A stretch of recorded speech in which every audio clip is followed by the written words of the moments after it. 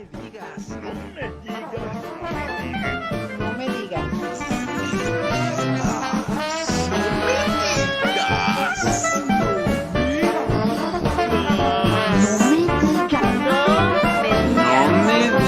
Café con sabor amargo. Señores, gracias por estar con nosotros como cada martes en un programa más de Café con Sabor Amargo con don Luis Correa Mena. Don Luis, gracias, buenos días, muchos temas, Luis. Híjoles, muchos temas que dejamos en el tintero la semana pasada, don Luis Correa. La gente nos decía, bueno, ¿qué onda con ustedes? ¿Por qué se callaron al hablar de los festejos del triunfo de AMLO? Hay que festejar en salud, en economía, en corrupción, transparencia. ¿Todo está bien en el país? Don Luis Correa, gracias. Muy buenos días al auditorio, saludos a la producción del programa. Pues tú dirás, Gerardo, mira, la verdad es que el programa de la semana pasada, pues en buena medida estaba cargado por el repaso que estábamos haciendo pues, la atención que le ha merecido al gobierno, o la desatención que le ha merecido el tema del coronavirus, ¿no? La pandemia que está azotando al mundo y a México no es la excepción, ¿no? Entonces ya estaba bastante agotado el tiempo y al final pues tú hiciste mención o querías hacer mención al cumplimiento de 2 años de la elección, que en realidad era el día siguiente de nuestro programa, de la elección de Andrés Manuel López Obrador como presidente de México. Yo dije en ese momento rápidamente a manera de, pues de alguna manera de síntesis, que el gobierno iba a decir que a pesar de todo lo que se ha señalado de la acción o de la omisión de este gobierno en diversos temas, pues iba a decir que él estaba muy bien, ¿no? Como de hecho de alguna manera lo hizo. Yo creo que debiéramos partir de que, para enfocar esta plática, si estás de acuerdo, en tratar de ver lo que debiéramos, y me incluyo, celebrar, y lo que de alguna manera no tiene mayor mérito para celebrarse, incluso tiene deméritos. Y entonces yo me trataría de poner no solo en el suceso, sino en una serie de expectativas de quienes construyeron ese suceso, ¿no? ¿A qué me refiero con el suceso? Pues a la elección misma. Yo creo que lo que tenemos que celebrar los mexicanos, independientemente que estemos de acuerdo o no con Andrés Manuel López Obrador, con lo que está haciendo o dejando de hacer, algo que debemos celebrar es que hasta esa elección hemos vivido en un país democrático, al menos electoralmente hablando. Que las elecciones de julio de hace 2 años las ganó, las definió un gran número de mexicanos que votaron, cuyo voto se contó correctamente y le dio el triunfo, le reconoció, no le dio, el triunfo se lo dan los votos de mexicanos, le reconoció el triunfo al ganador y fue una victoria aplastante. Había signos de que fuera así, pero también había dudas de que fuera así. Pero finalmente, esos organismos o esas instituciones que los mexicanos nos hemos dado, no sin trabajo, no sin luchar por ellas, como el Instituto Electoral, pues hicieron su trabajo, no tienen mayor mérito que hacer lo correspondiente a la ley y respetar el voto emitido, organizarlo para empezar, la recepción de ese voto.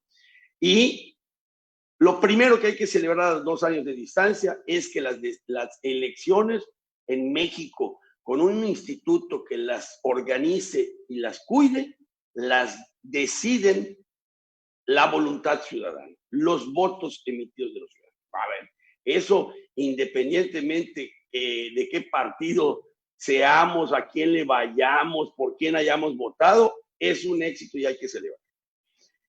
¿Qué decide esa selección? Por eso digo el suceso en sí y quienes construyeron ese suceso. Vamos a ver, los mexicanos que fueron a votar tenían una idea, tenían una expectativa, tenían un aliciente, una motivación para definir su voto, especialmente en ese grupo mayoritario, ampliamente mayoritario, que le dio el triunfo a Andrés Manuel. Y a saber, fueron, de alguna manera, toda esa motivación se va definiendo a lo largo de toda una campaña, se va definiendo en los dichos, en los discursos, en los hechos, en los acontecimientos precedentes, en la forma de gobernar de los anteriores, se va definiendo toda esa motivación ciudadana. No sé si es un intento de síntesis muy apretada, pero espero que sea suficientemente clara para nuestro auditorio.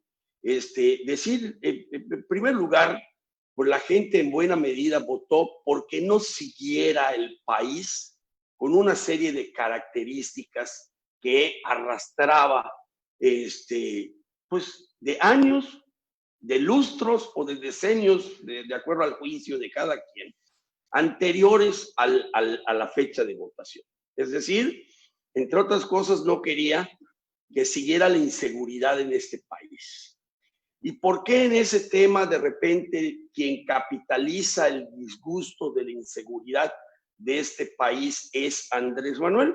Porque de alguna manera él propone al electorado que esa inseguridad iba a acabar. Ese calificado como la gran decisión equivocada de combatir al crimen con el ejército en la calle, eso iba a cambiar. De alguna manera el candidato personalizó o personificó la aspiración ciudadana inducida u original de que la violencia se había recrudecido en este país porque un gobernante, específicamente Felipe Calderón, decidió sacar de sus cuarteles al ejército y llevarlo a labores en la calle de combate al narcotráfico específicamente. Oye, Luis, entonces, bueno, ¿sí? ya, disculpa que interrumpa, pero además dice que es importante el tema de la lucha contra la corrupción, donde él siempre estuvo diciendo que la corrupción, los males de México y todo, eso también motivó junto con la violencia. Sí. Eran dos grandes barreras. Sí, por eso yo quería ir poniendo tema por tema, de alguna manera, si estás de acuerdo y lo vamos complementando. ¿Cuáles fueron los temas que constituyeron en conjunto esa motivación ciudadana para votar por una opción diferente a las que había gobernado México y específicamente mayoritariamente en favor de Andrés Manuel López Obrador? A ver, querían que no siguiera el país como estaba. Y entonces, a ver, vamos a tratar de distinguir los elementos que significan qué le decía al ciudadano que no fuera el país, no siguiera como estaba. Hablamos de inseguridad. Entonces, y en inseguridad podemos distinguir ese aspecto específico de la participación del ejército en el combate, ¿no? Y entonces, bueno, a ver, si ya vamos a empezar a distinguir temas, vayamos viendo expectativa y contrastándolo con realidad para ver si realmente, más allá de festejar un triunfo democrático, un triunfo de la voluntad ciudadana en las elecciones, en el ejercicio de gobierno a la luz de esos 2 años de decisión, si la expectativa o la motivación del ciudadano para votar corresponde con lo que ha sucedido en este país, y entonces sí, haber escogido bien sea motivo de celebración. Y entonces, primer tema, la cuestión de la inseguridad. A 2 años de la elección, la expectativa que motivó o el discurso que motivó el voto ciudadano en Andrés Manuel se ha traducido en la realidad. Pues no. Vemos que la inseguridad no solo no ha disminuido, ya no digamos en los índices o en los niveles que se pretendía, sino en la realidad, pues hasta aumentado, y la ausencia del ejército en la batalla callejera en contra del narcotráfico, pues fue un discurso de campaña que no se tradujo en la realidad. Incluso hace unos días, en esta semana de ausencia, entrevistaron al general secretario y él declaraba que la lucha había estado por hace más de 12 años en la calle, y entonces el general secretario, pues de alguna manera nos confirma lo que es evidente, y todos sabemos que el ejército ahí sigue y le ha sido asignada esa tarea que antes se cuestionó. Luego podemos entrar al tema que pareciera ser el principal, pero no es único. No fue monotemática la campaña, aunque prevaleció mucho el asunto de la corrupción. Entonces, la corrupción fue una gran bandera, o sea, una gran bandera campaña, una gran bandera electoral, y creo que fue una gran motivación para los ciudadanos para votar a Andrés Manuel López Obrador como presidente. ¿Por qué? Porque en buena medida los mexicanos hemos sido testigos de que el esfuerzo de años de trabajo de cualquiera de nosotros pues nunca se va a poder comparar ante un aprovechamiento de la oportunidad que se tiene al ejercer el poder de enriquecerse en ese ejercicio del poder. Es decir, el desvío de recursos, la utilización de las decisiones que se toman en el espacio público, en el espacio gubernamental, le ha hecho llegar cantidades inimaginables de dinero a una serie de personajes, y el mexicano ha convivido con esa realidad, pero una convivencia a disgusto, obviamente. O sea, no creo que haya nadie, a menos que sea beneficiario del tema, que vea la corrupción como algo útil para el crecimiento y el desarrollo de México, sino al revés, como un impedimento.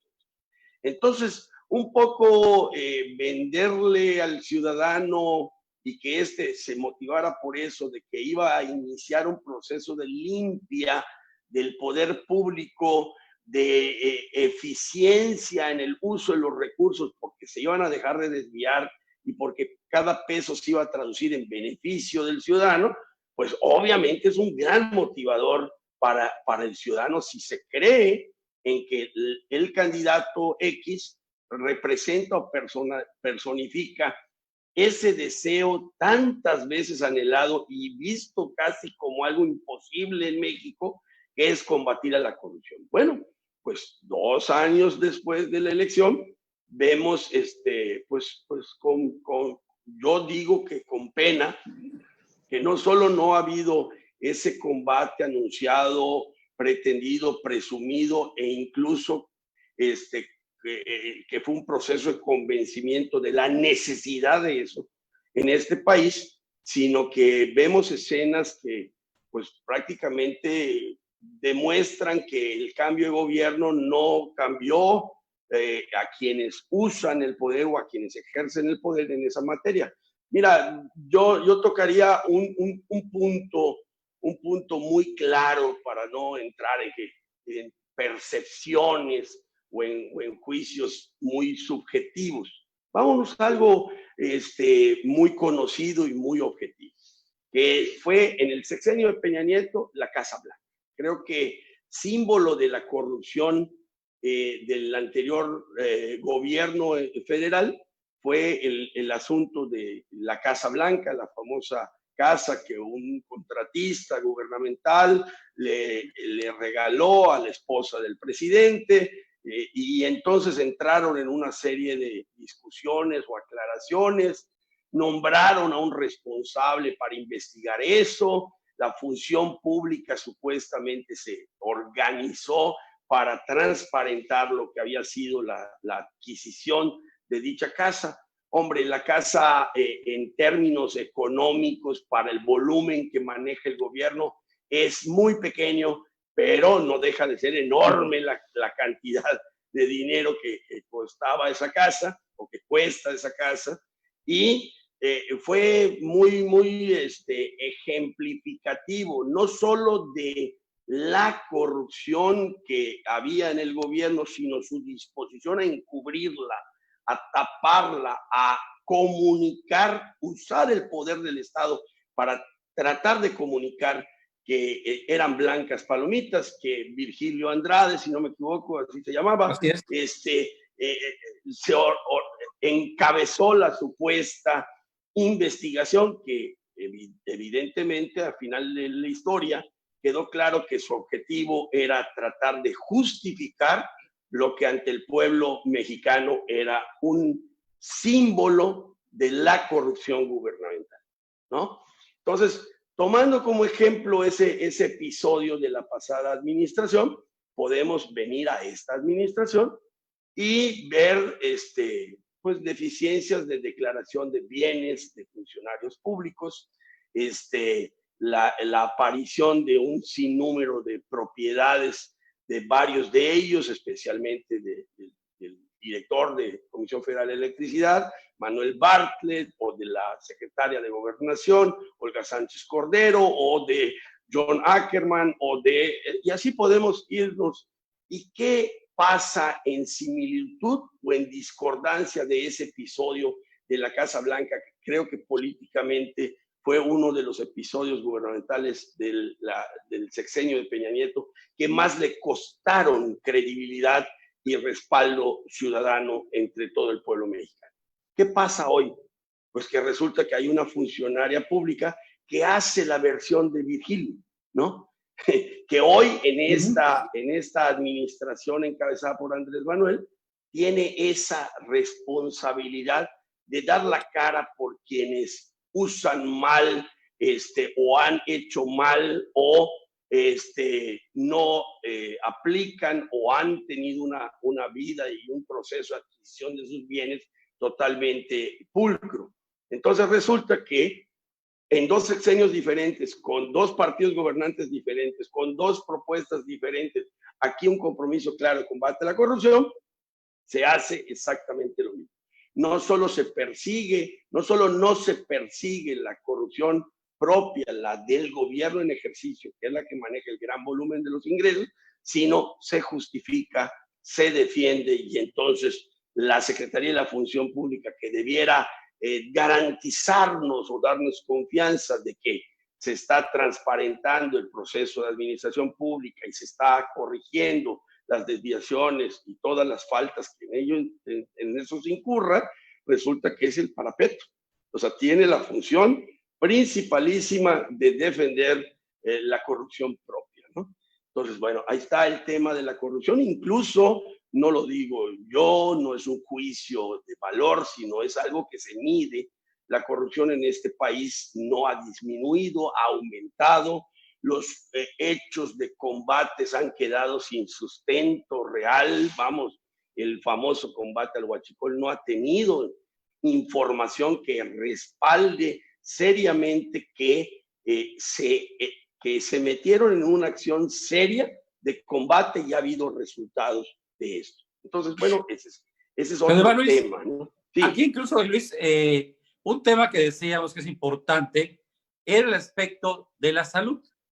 El aspecto de la salud estaba tan corrupto los otros regímenes pasados que había medicamentos, había tratamientos para niños con cáncer, había apoyo a las mismas, incluso madres que estaban golpeadas, y en esta nueva 4T todo eso desapareció. Entonces, tan corrupto estaba ese sistema de salud por la venta, el compra de medicamentos y todo, que a pesar de eso, había medicamentos para los niños con cáncer y ahora no.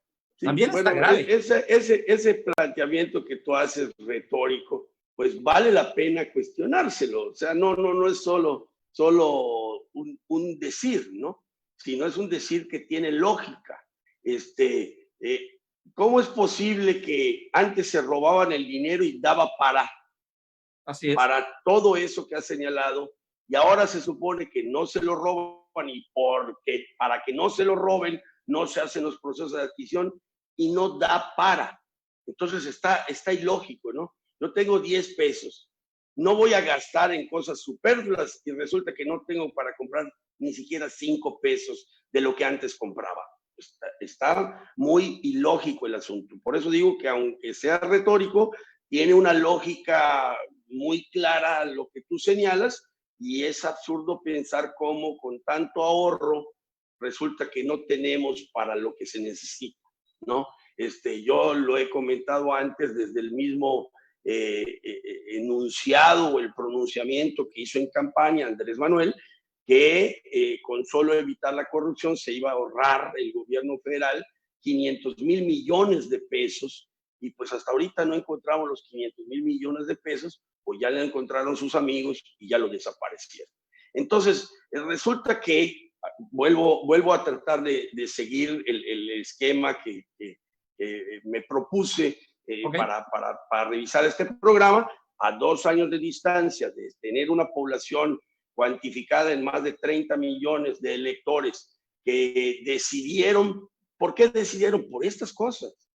Porque hubiera mayor seguridad, porque hubiera menos violencia, porque hubiera menos corrupción, porque se castigara a los corruptos. Y entonces ahí entramos a una particularidad del combate a la corrupción, y pues realmente lo que vimos desde el principio, desde la toma de posesión, fue un compromiso del presidente Andrés Manuel de no tocar a la presidencia anterior. Incluso hasta justificó por qué, etcétera, etcétera, cosa que yo he dicho consistentemente o periódicamente, que en la medida en que él tenga necesidad de sacar las castañas del fuego, como se dice coloquialmente, es decir, salirse de apuros, pues los conejitos irán saliendo de la chistera, porque es algo que atrae de alguna manera el linchamiento público, desvía la atención de otros temas o concentra la atención en un tema que le pueda favorecer a él. Entonces, ahí está. Por otro lado, también hubo un segmento de la población seguramente más reducido que votó por Andrés Manuel con una expectativa de un crecimiento económico de México diferente de todo lo anterior. ¿Por qué?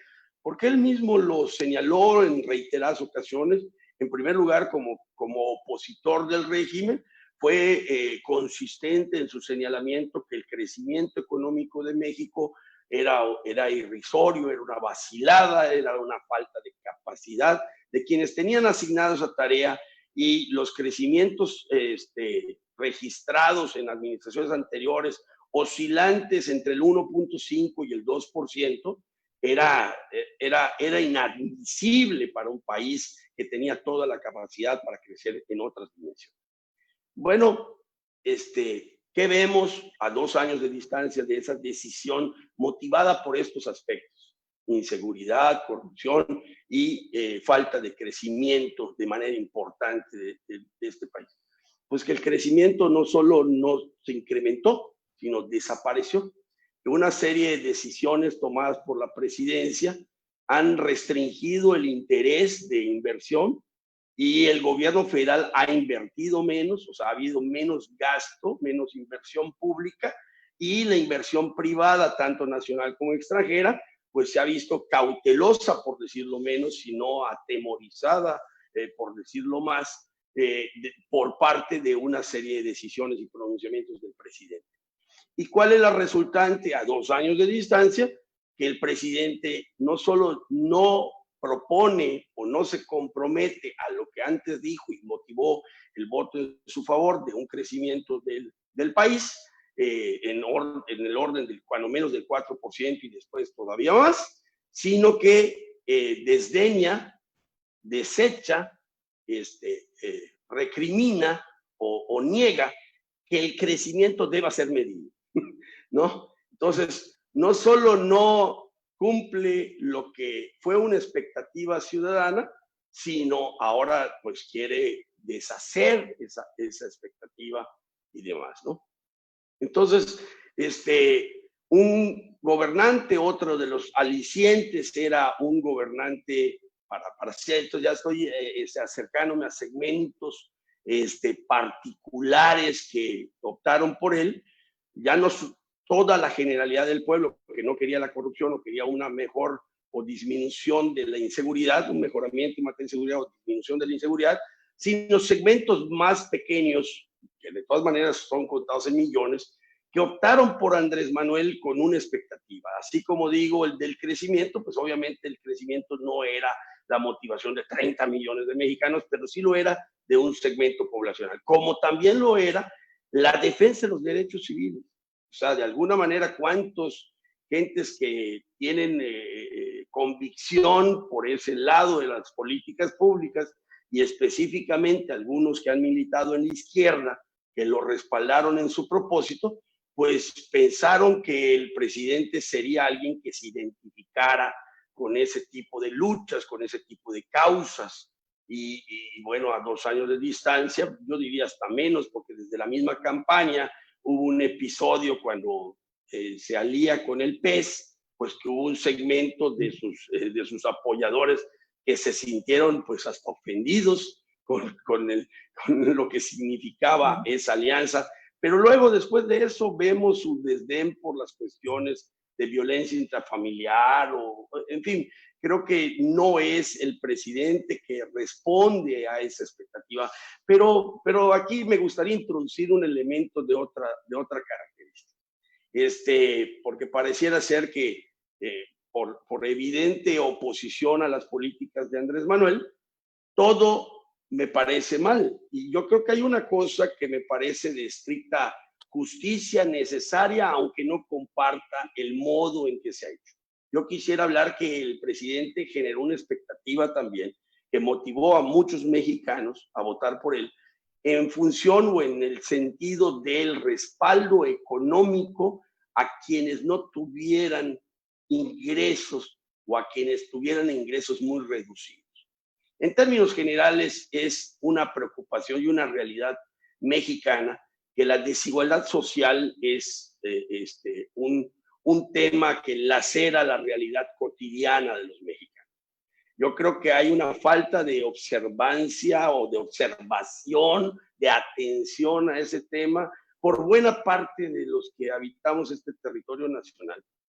Y él vendió y se comprometió específicamente a buscar cómo atenuar esa desigualdad y apoyar a los menos favorecidos.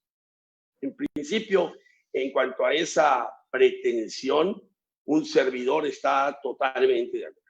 O sea, yo creo que hay que hacer algo y todavía mucho más de lo que se ha hecho para tratar de que quienes casi carecen de lo indispensable no lo sigan padeciendo y inyectar dinero a esa economía de la base social mexicana es necesario.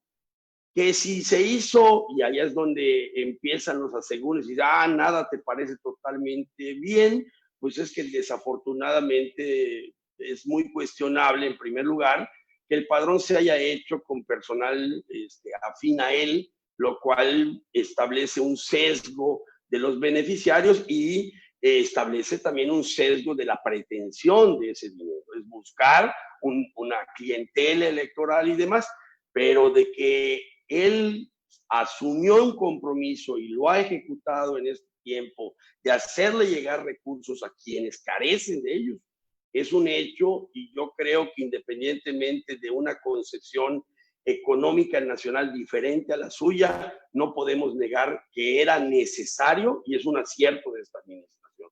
Incluso tú sabes, Gerardo, porque leemos los comentarios de estos programas, hay gente que nos reclama, no, porque ustedes no necesitan el dinero, a mí sí me da el dinero y eso está bien. Bueno, yo en lo personal nunca he cuestionado que se haga llegar recursos a quienes carecen de ellos.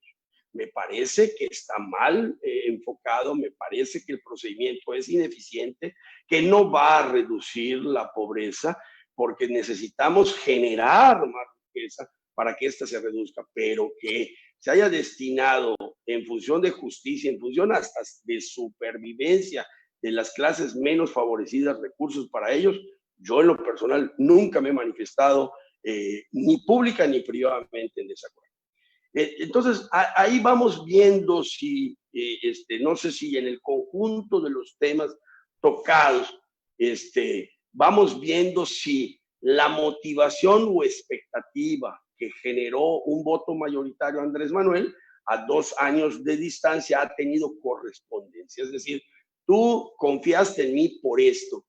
¿He cumplido o no te he cumplido?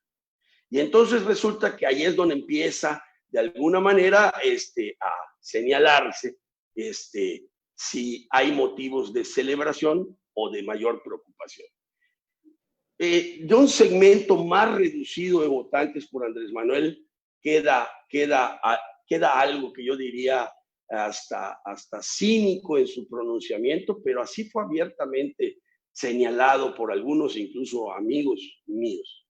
Mira, después de todo lo que ha sucedido en este país, si tú me dices que los siguientes también van a robar, pues yo voto por ellos para que cuando menos nos robe gente diferente. Bueno, pues si esa fue la motivación de algunos de los que nos ven para votar, pues yo creo que tiene razones para celebrar. Son otros, y yo eso también lo cuestionaría, porque ni son tan otros, son los han mismos de estado siempre antes en la función pública, pero digamos que en los meses anteriores a la elección no militaban en esos partidos gobernantes o no estaban en el gobierno, y bueno, en ese sentido sí otros están usando equivocadamente el poder público, cosa que en buena medida motivó el voto mayoritario a Andrés Manuel. En lo personal, creo que hay cosas, como lo he señalado, el mismo proceso democrático que lo llevó al poder, la asignación de recursos a la gente menos favorecida, que deben en buena medida justificar o avalar algo de la calidad que pudiera tener este gobierno. Pero en buena medida los grandes pronunciamientos públicos que alentaron el voto ciudadano mayoritariamente en favor de él, pues tienen el estatus que hemos platicado. No se ha respondido a dos grandes planteamientos, corrupción e inseguridad, y mucho menos en la cuestión económica. Pero Luis, aparte de eso, hay algo que es importante que ha pasado. La división y la confrontación que el mismo presidente día con día está logrando hacer entre los mexicanos. Y lo ves que cualquier persona, cualquier ciudadano que opine diferente, enseguida es atacado. Y eso no se veía anteriormente. O sea, así es increíble cómo él ha logrado que entre los mismos ciudadanos cada día más haya más confrontación. Y eso es grave.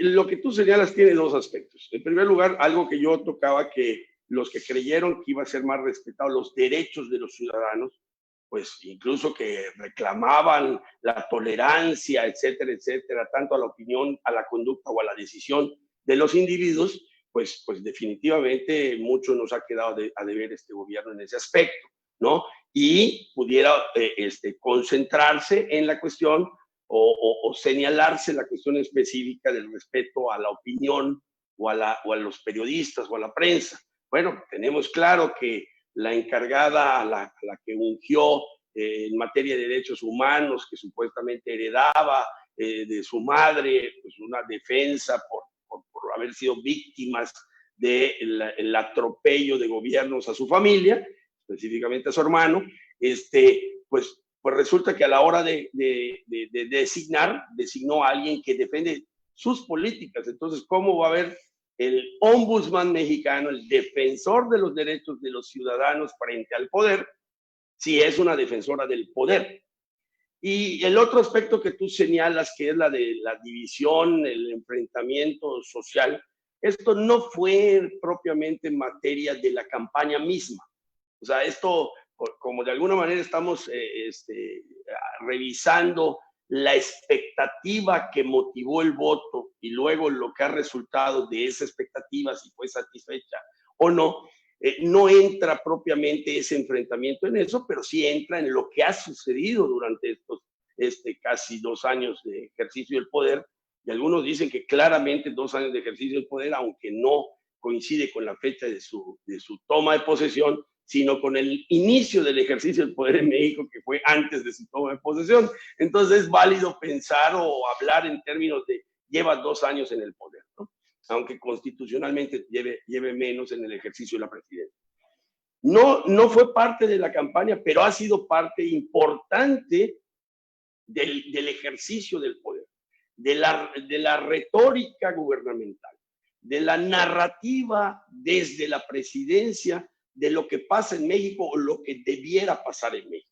Que desde los ojos de Andrés Manuel debe haber un enfrentamiento de quienes tienen poco o no tienen nada contra los que tienen, porque de alguna manera lo plantea como algo de que tú tienes porque se lo quitaste al otro, ¿no? Y tú otro debieras estar enemistado con el que tiene.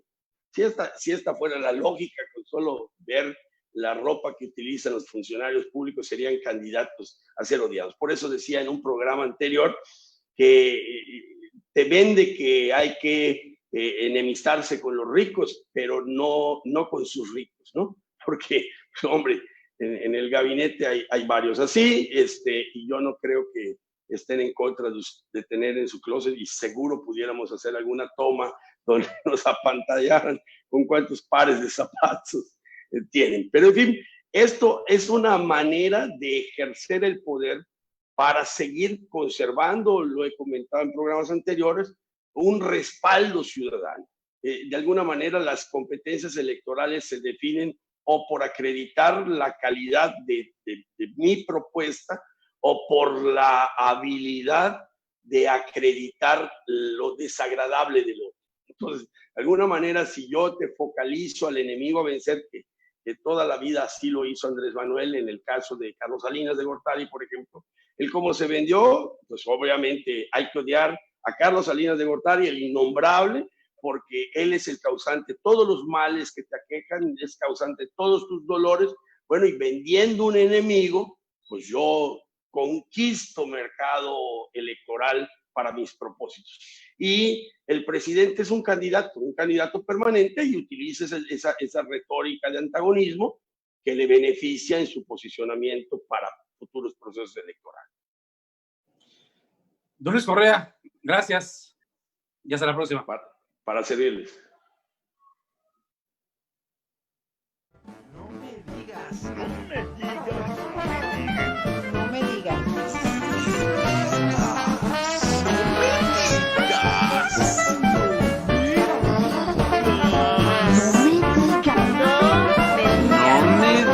Café con sabor amargo.